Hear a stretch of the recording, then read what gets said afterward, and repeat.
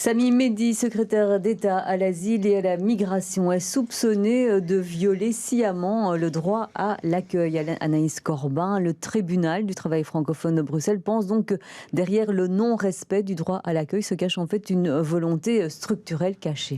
Oui, depuis maintenant 2 ans, FEDASIL, donc l'agence fédérale chargée de l'accueil de demandeurs d'asile, accumule des centaines de condamnations pour défaut de droit d'asile. D'abord motivé par la crise sanitaire et les restrictions de place, ce non-respect du droit est désormais justifié par la saturation du réseau d'accueil.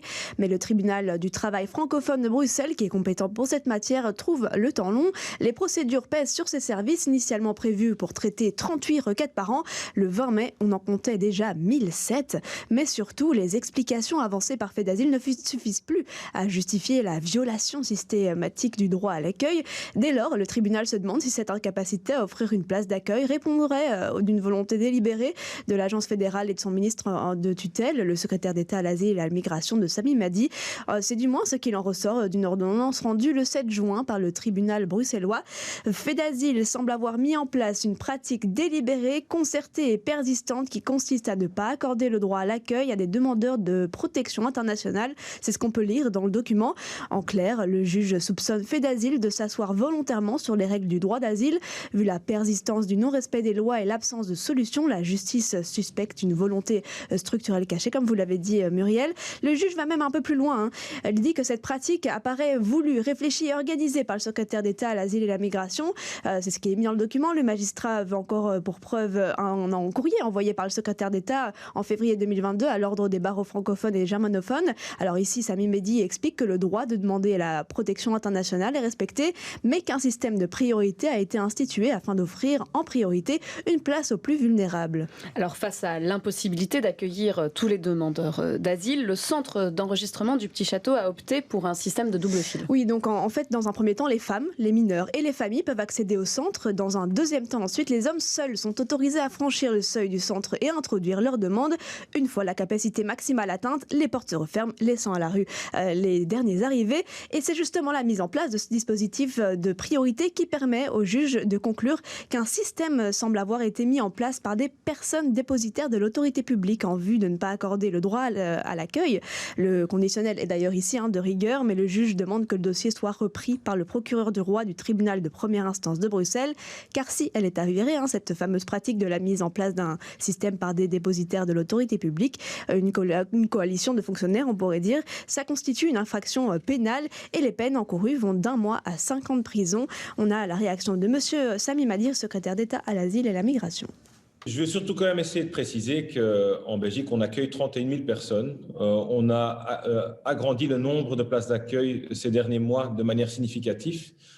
Et que donc soupçonner le secrétaire d'État de ne pas vouloir accueillir des gens, c'est quand même assez étonnant dans un contexte où aujourd'hui on a une capacité d'accueil qui est du jamais vu. Donc si je voudrais pas accueillir des gens, je devrais pas accueillir des places ou pas créer des places. C'est pas ce que je fais, on crée des places, on fait le nécessaire.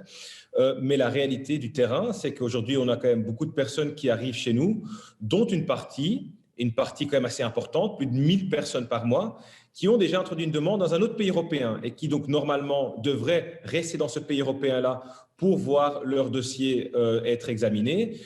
Mais ils viennent jusqu'en Belgique. Et donc, de là, l'idée d'avoir un système de priorité qui permet à garantir l'accès au réseau d'accueil de FEDASIL directement pour les femmes et pour les enfants et pour les personnes vulnérables. Alors par ailleurs, Anaïs, il y a un autre dossier qui a fait réagir le secrétaire d'État à l'asile et à la migration, Sami Mehdi, c'est le dossier du Home de Molenbeek. Oui, effectivement, ça fait depuis plusieurs semaines que le secrétaire d'État à l'asile et à la migration, donc Sami Mehdi qu'on vient d'entendre, et la bourgmestre de Molenbeek, s'opposent à propos d'un centre d'accueil pour demandeurs d'asile sur le territoire de la commune. Et vendredi, la commune a cité le secrétaire d'État en justice, estimant subir un préjudice depuis plusieurs semaines. Sami Mehdi, lui, est ouvert à la discussion.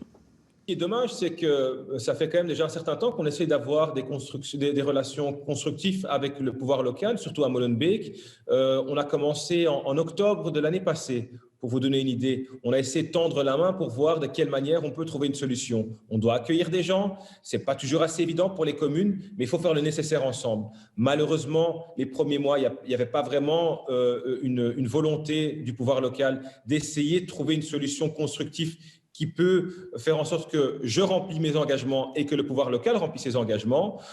Je reste tendre la main pour trouver des solutions, mais sachant la discussion qu'on vient de tenir sur les gens qui dorment dans la rue, je dois faire le nécessaire et donc j'espère que chaque pouvoir local fera le nécessaire et nous aide à garantir que des gens puissent être accueillis dans des bonnes circonstances, en respectant les règles du pouvoir local, en respectant aussi les voisins, parce que là, je constate qu'il y a des problèmes sur le terrain parfois, mais justement, c'est au pouvoir local d'être en connexion avec nous pour qu'on puisse répondre directement sur le terrain et faire en sorte que chacun se comporte comme il se doit, parce que quand on est accueilli en Belgique, il y a des règles à respecter et si on ne les respecte pas, je pense que l'État doit être ferme aussi.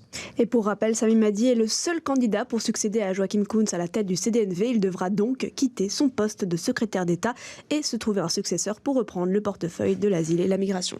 Voilà, et on verra comment ce successeur ou sa successeuse prendra ce portefeuille en main. Merci Anaïs Corbin pour tous ces détails.